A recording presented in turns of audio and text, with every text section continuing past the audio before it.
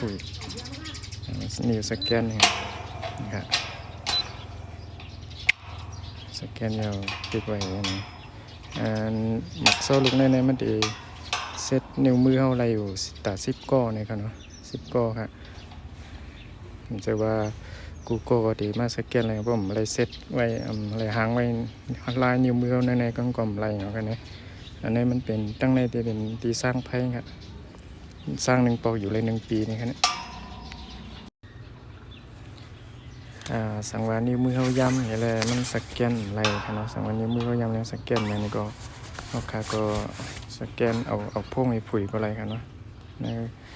พวกนี้มันจะเป็นแอปอันไหนกันนี่ดูยาสมาร์ทนะครับตัวนี้ครับแล้วก็นี่ครับก็ตั้งไกลอะไรอยู่มอก2 เมตร 3 เมตรได้ครับ